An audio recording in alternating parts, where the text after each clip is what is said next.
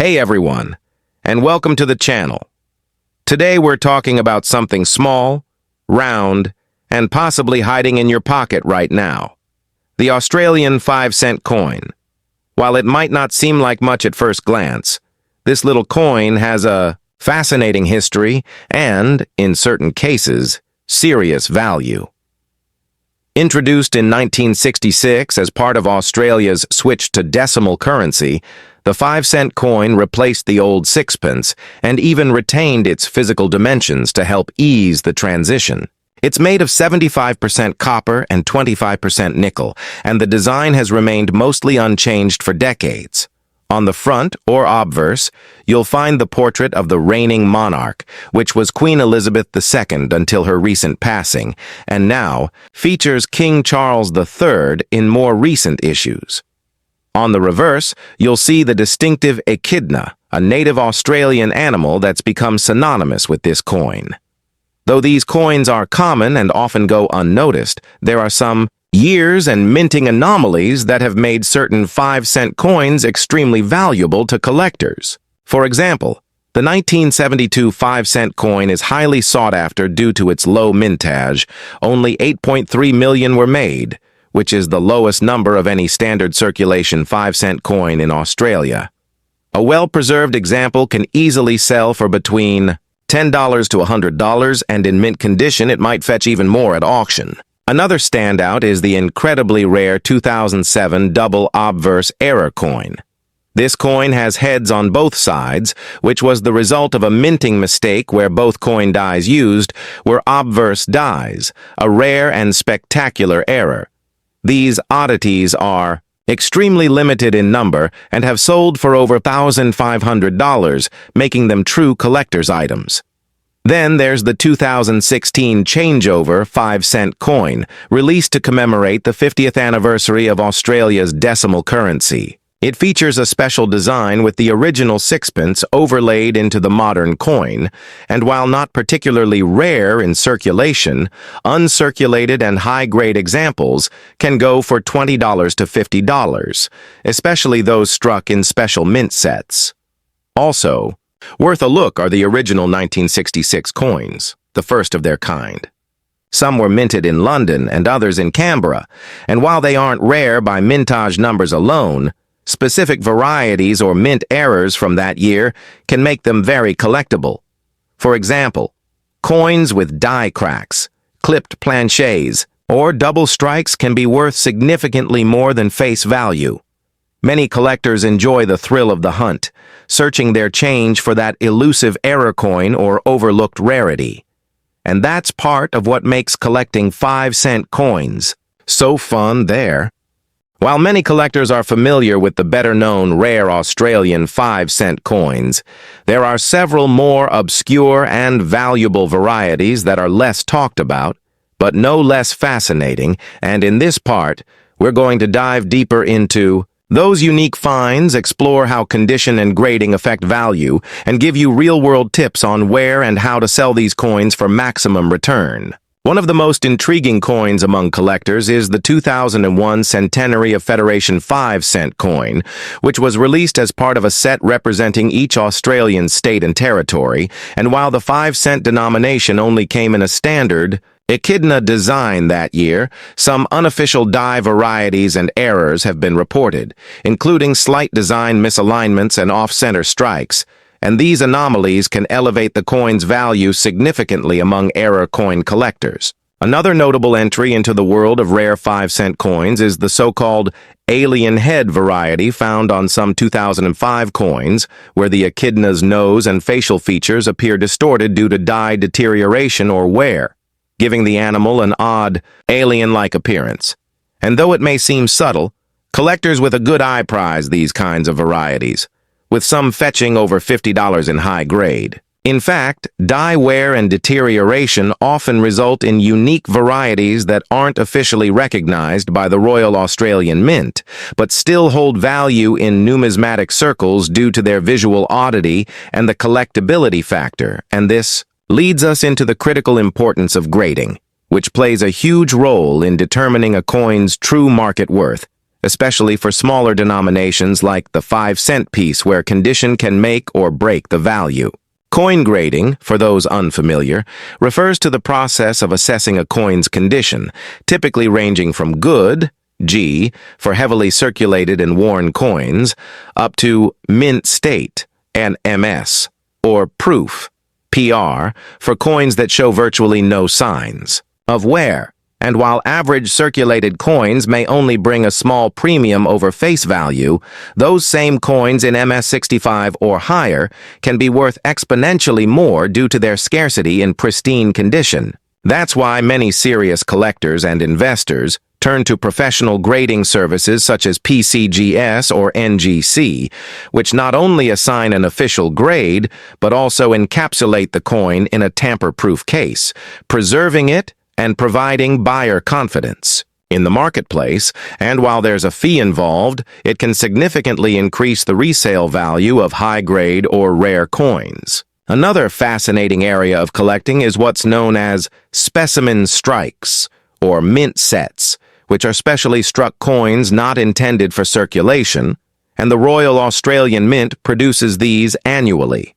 Many of the 5-cent coins from these sets have a much shinier, sharper appearance than those found in circulation, and while they are not rare in terms of mintage, they're often kept in pristine condition and can be valuable when sold as part of a complete mint or proof set. Collectors also keep an eye out for off-metal errors, which occur when a coin is mistakenly struck on a blank intended for a different denomination or metal type. For example, a 5-cent coin accidentally struck on a 10-cent planchet or foreign coin blank. And though these errors are exceptionally rare when authenticated, they can command values in the thousands depending on the uniqueness and visual appeal. To find these treasures, experienced collectors recommend searching through bulk coin lots, buying unsearched rolls from banks or private sellers, or attending coin shows where dealers sometimes miss rare varieties in their lower value bins. And it's in these situations where knowledge and attention to detail really pay off. It's also worth noting the role of auction houses and online marketplaces like eBay, where rare and graded coins often fetch the best prices, but sellers need to be cautious. Clear photos, honest descriptions, and solid feedback ratings all help build trust with buyers. And if you're new to selling coins online, consider starting with lower value items to build confidence and learn how to navigate shipping, disputes, and pricing strategies. Speaking of prices, the market for rare 5-cent coins is growing, especially as newer collectors discover the thrill of error hunting and the nostalgia factor of coins from their childhood. And as certain years continue to age and wear out in circulation, their uncirculated examples become even more sought after. So now is actually a great time to start or expand your collection. Don't underestimate the power of networking in this hobby.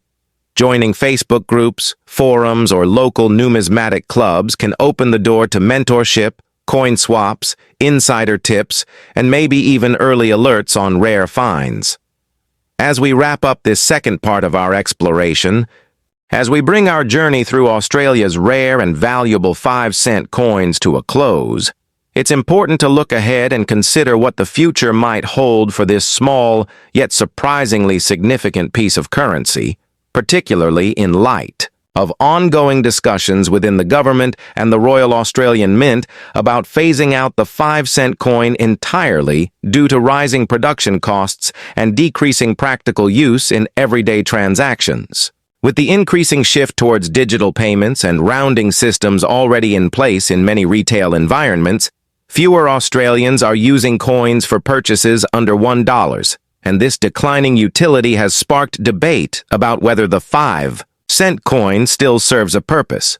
But for collectors, this potential withdrawal presents a unique opportunity, as coins that are no longer minted or circulate in small numbers often experience an increase in demand and value over time.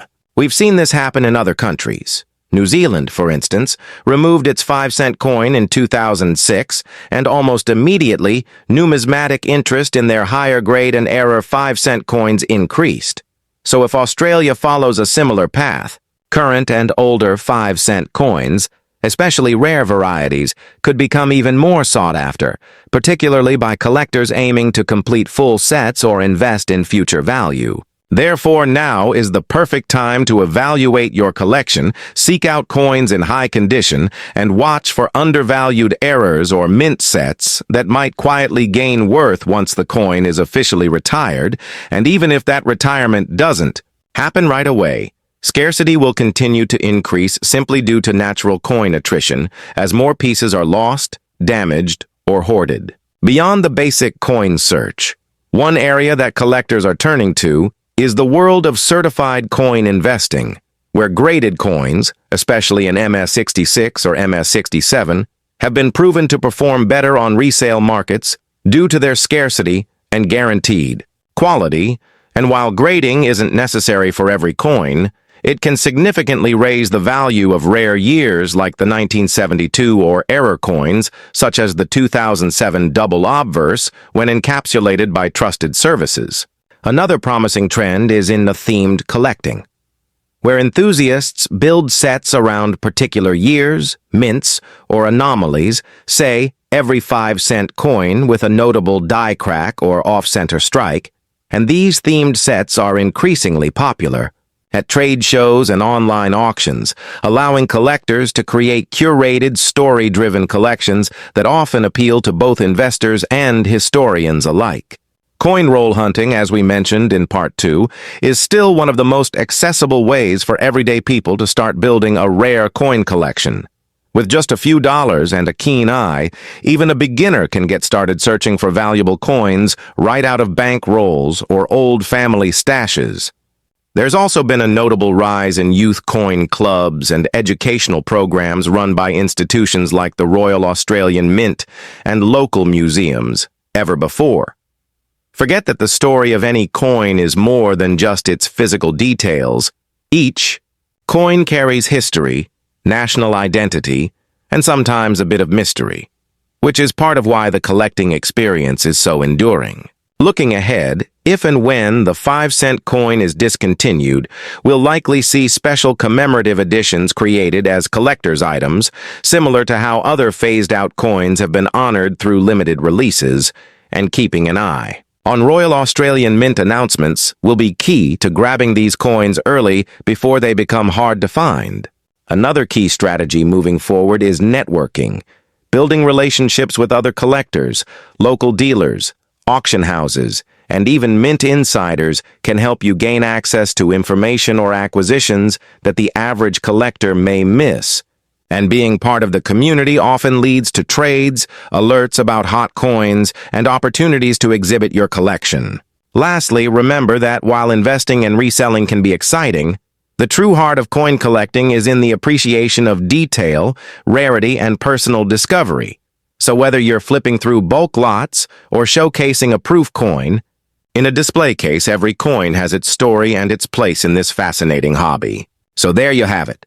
From the early days of decimal currency to the rare errors and future retirement of the 5-cent coin, we've covered everything you need to know to turn your spare change into a serious collecting journey.